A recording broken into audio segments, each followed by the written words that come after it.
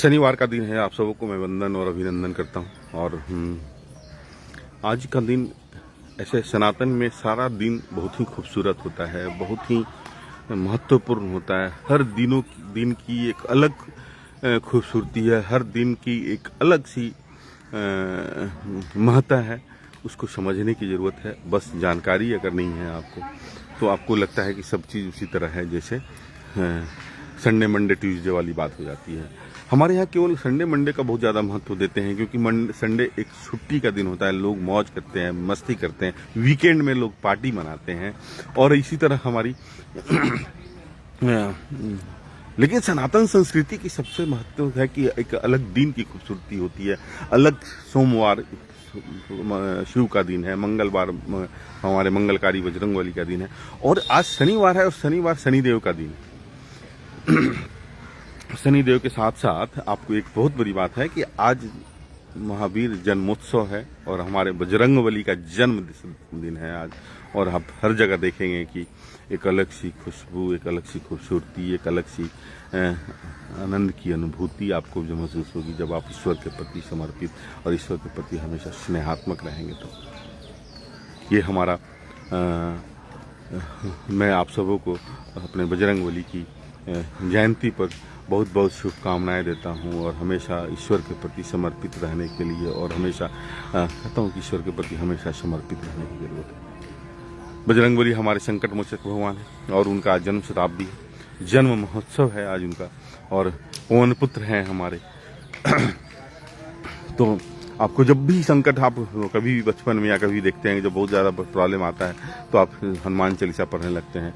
इसलिए हनुमान चालीसा ये मैं बार बार आप लोग को बोलता हूँ, जय श्री राम बोलिए आप लोग। लक्ष्मी जय श्री राम। आज जय श्री राम, जय श्री राम, जय श्री राम। आज पता है आपको आज क्या है? महावीर जयंती है। महावीर ही बोलते हैं, हाँ महावीर ही बोलते हैं उनको। हाँ हाँ, हनुमान जी का जन्म दिवस है। और आज शायद पूर्णिमा भी है ना, आज पूर्णिमा भी है। कितना महत्वपूर्ण दिन है। और हम लोग केवल वाद विवाद से बचे गुड़िया, आपका से आग्रह है। कभी भी कितना, जब हम ट्रेन में जब चलते हैं ना, ट्रेन में जब चलते हैं ना, ट्रेन में जब चलते हैं हम हमेशा तो क्या होता है कि लाइफ में थैंक यू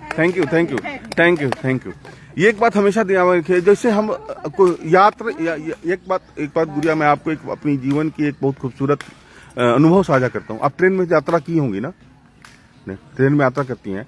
जब ट्रेन में यात्रा करती हैं तो लगता है ना कि जब आपके सामने वाला जो बैठा हुआ है सीट पे, वो लगता है कि आपका बहुत बड़ा दोस्त हो गया। आप लोग तुरंत फोन में अदला बदली कर लेते हैं, हम भी कर लेते हैं। आप कहाँ रहते हैं? मैं पटना रहता हूँ, आप इंग्लैंड रहते हैं, मैं फलाना। लगता है कि कितना अच्छा खाना हम लोग आपस में साझा कर लेते हैं। जैसे ही ट्रेन से उतरते हैं ना, वैसे ही सारा संबंध खत्म हो जाता है। आपके भी ग्रुप में कुछ ऐसे लोग होंगे जिनके साथ आप बेशक उसी तरह जुड़ते हैं, लेकिन जैसे ही आपके विचारों से नहीं अलग मिलते हैं, उसको उसी तरह विड्रॉ करने की आप ट्रेन से आप अलग हो चुके हैं। उसकी चर्चा और परिचर्चा करके उसका वैल्यू नहीं बढ़ाए हम लोग। मैं लाइफ पे हूं और एकदम अपने जीवन को, आप हमारे बारे में आप क्या सोचते, हमारे बारे में आप क्या सोचते हैं, ये मैं कैसे बता सकता हूं कि हमारे बारे। मैं अपनी बेटी को जब लेकर जाता हूं बाइक पे तो लोग कहता है बहुत मस्त माल को लेके जा रहा है। मैं क्या करूं? मैं अपनी बेटी के साथ एक्सरसाइज करता हूं तो लोगों का क्या भावना है, उसके लिए मैं क्या करूं? कौन आपको देखता है, कौन आपके बारे में कैसे क्या करता है, इसकी समीक्षा बहुत इस तरह का है। भोला भे प्रणाम करते। ठीक है भैया, जय श्री राम। आना था, हम इतना जाम है जन स्वराज वाला रैली। हाँ जी, हमको बाईपास से खाली इसमें यहाँ से मैंने दीघापुर उस पार से जी हमको 2.5 घंटा समय लगा। हाँ, बहुत लोग हमारे भी शंभू सर हैं, एडवोकेट है हाईकोर्ट के, वो भी नहीं आ पाए, वो भी जाम में फंस गए थे। जाम में 11:15 इसलिए हमेशा मेरा कहना है कि हमारी सोच अलग होनी चाहिए। मैं अपनी अलग सोच के साथ चलता हूं, और इसका कभी भी हमको ये नहीं बताना होता है कि मैं कैसा हूं। कितने लोग को जवाब देंगे आप कैसे हो, आप किस तरह के रहते हो। दुनिया में दो ही चीज बहुत तेज चलती है, आपको पता है तो नहीं पता है तो जान लीजिए, एक समय और एक उम्र। तो आप दोनों को रोक नहीं सकते। जिस हिसाब से समय चलती है ना, उसी हिसाब से आपका उम्र भी बढ़ता चला जाता है। और जैसे आप बड़े होते हैं तो एक अलग दायित्व, एक अलग गुण की अनुभूति, एक अलग सी जिम्मेवारियां आपकी बढ़ती चली जाती हैं, और आप उस जिम्मेवारियों के साथ अपने जीवन की शुरुआत अपने अलग ढंग से करते रहते हैं। आप हमेशा अपने जीवन में एक पारदर्शिता के साथ एक स्नेहात्मक संबंध, सबों का आदर और सबों का सम्मान करने का कोशिश करें। भक्त ईश्वर का में अपने बजरंगबली से सीखें कि कैसे समर्पित होकर किसी संबंधों के प्रति समर्पण की जाती है, और उससे अपने विचारों की एक अलग सी अनुभूति अपने जीवन में लाने की जरूरत है, एक अलग सी प्रेरणा लाने की जरूरत है अपने अंदर। आप हमेशा सनातन संस्कृति की खूबसूरती है जोड़ कर रखें, हमेशा भावनात्मक रहें, हमेशा स्नेहात्मक रहें, हमेशा। पूरा समाज हमारा परिवार होता है, पूरा समाज के हर सदस्य हमारे परिवार के सदस्य होते हैं।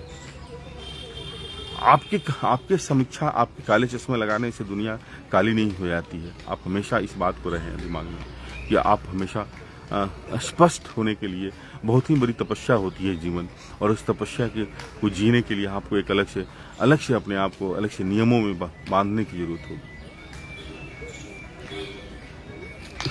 स्वस्थ रहना हम लोग का एक अलग सा नियम है, और ये सब सारी चीजें कब होगी?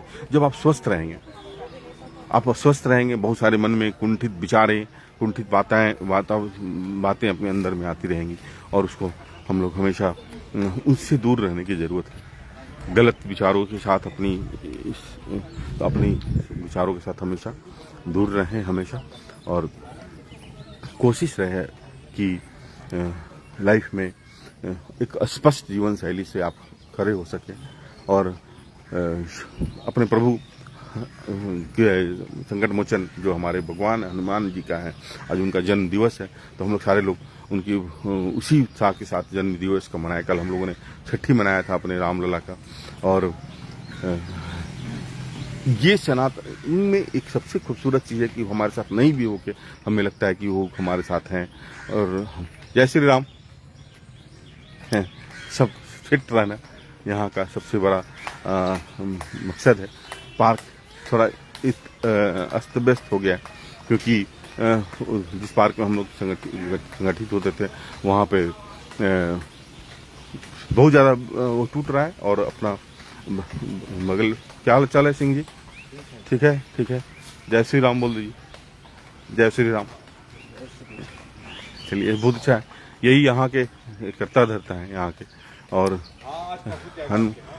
मैं आप लोगों से बहुत छोटा सा था ये। कल एक चीज़ और आपसे साझा करना चाह रहा हूँ कि अब मुझे बहुत सुझाव आने लगे हैं, और कल हमारे भाई लोग ने हमें फ़ोन करके बताया कि जो भी आप बोले उसके प्रति आपको एक दिन होमवर्क करें। इसीलिए मैं आज होमवर्क किया, पूर्णिमा, हनुमान जयंती, क्योंकि सुझाव अगर कोई देता है तो उसको मानने की जरूरत होती है। सुझाव केवल लेने के लिए नहीं होता है।